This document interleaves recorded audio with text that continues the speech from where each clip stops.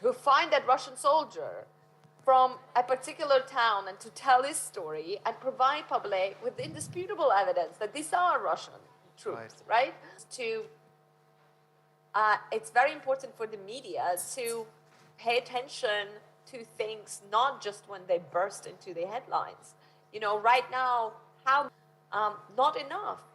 Afghanistan, Iraq, and I know, like, all of my Ukrainian friends, everyone has moved on to something else, to another Let's story. hope that doesn't happen too soon. Natalia, thank you very much. I think Let's Ukrainians stop have here done first, a and spectacular can I ask job you later to pushing. come back into the discussion again? Let me turn to Mykola for a second, please. Thank you. I want to ask Mykola something before I turn the microphone also over to the audience if they want to ask a question to the speakers then. Mykola, I think we can all agree that propaganda, fake news, disinformation is also there to create doubt about the facts that we hear, about the news we see on TV or here on the radio. And your job is also now, as we have been discussing, to talk about what's happening in Ukraine. And for Western journalists or any journalist right now, it's very hard to verify what's happening there. So how do you make sure that you rebuild trust? I think this is very important when we talk about information and news, that there's trust enough, that there's support. Tell us a little bit how you do that. Well, thank you for this question. I think that it's been said in this discussion, and those are the basics, this hygiene, the fact checking, basically just staying strong on what we believe is true and keep this narrative going, just consistently, day by day, adding with a piece of evidence. This war is unjust, right? This war is unprovoked. All those casualties would have never happened if Vladimir Putin once decided to invade Ukraine for blitzkrieg, for something like a 3-day operation, right? So we will not try, at least I'm speaking on behalf of my team, we will not try to just go into this back and forth with the false narrative coming from Russia. On the other hand, we are going to just make our narrative more attractive and stronger and more appealing, and looking for compassion within the public rather than just simple saying idea that we understood is that when they're saying something utterly untrue,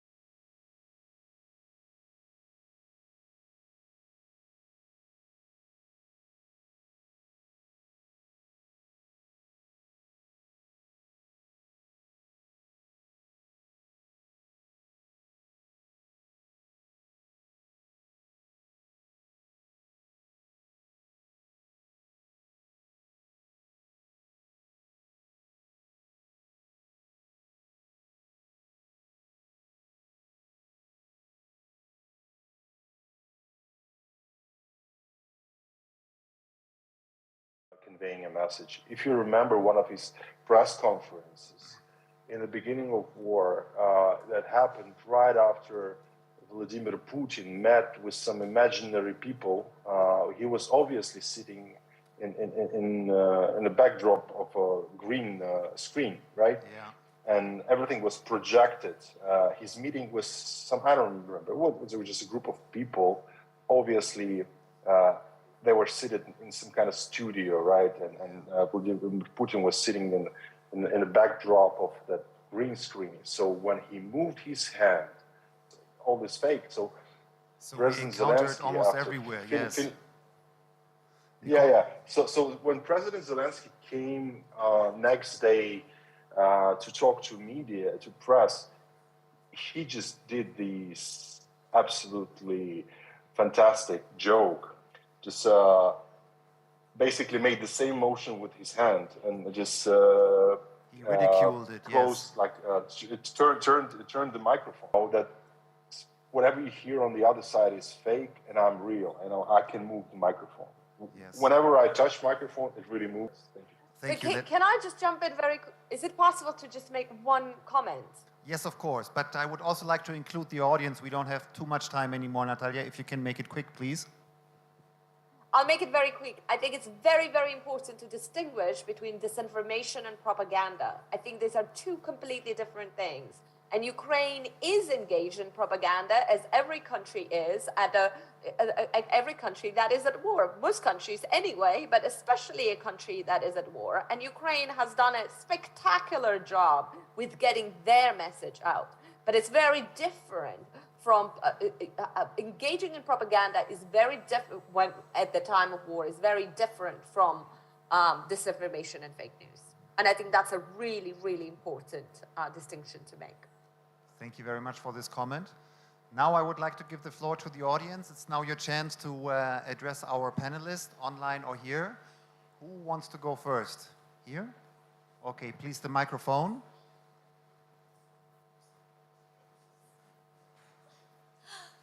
First of all, it's such a great success to see people like what Abbas is doing and really appreciate that CAS can make this happen. When you have initiatives like Debunk, makes me really excited. Just a day ago, an investigative journalist sent me a Silicon Valley, because I also need to be informed, so I can't run away from this. And maybe this is me asking for group therapy from you guys, and that's almost impossible. But I came here because I was motivated for the psychology behind social media, because that's close to my heart, but I've seen my own personal struggles in the mental health space. And there are actual tools that one could use at that front. I don't know if my question is clear, but it's actual tools that we could use. Otherwise, I'm running away from being informed because I really want to be sane, and the news is overwhelming. Okay. I think it comes down to your emotional resilience, and that one is built over time. Yeah?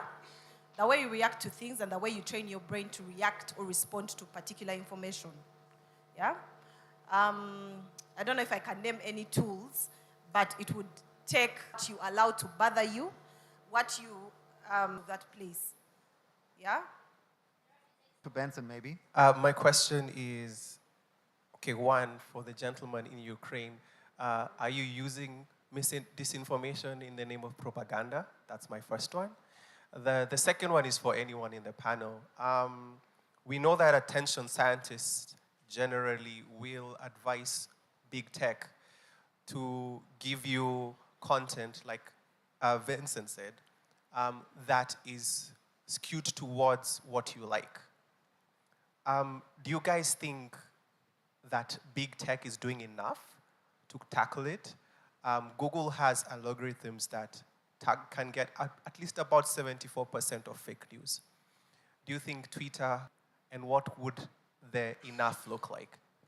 Thank you. Vincent, maybe you want to take that later, but first let's go to Mikola answering the question. Mikola? Hey, can you hear me? Yes, now we can. To help our cause, because, you know, it just makes no sense. It will make no sense to create, you know, some sort of lies to fight the lies, right? So the best thing is just to put the light on what's happening, all right? So, you know, international, that I talk about, of course, our intentions, but when it comes to the mechanisms that we use in our job, of course, is we are very serious about fact-checking. So we will not do anything on post something. We will check it and double check it, and the experts will look at it. only then it's going public. So this is my answer to that. One truth over another, to use some kind of, I think the support for Ukraine will also automatically decrease if you sow doubt on how they report on facts and so on. So I think it's really a question of life and death for the Ukrainians, that they try to stick as close as they can to the truth. That's my interpretation of their role. But now let's turn to Vincent, who has an answer to your second question, Vincent.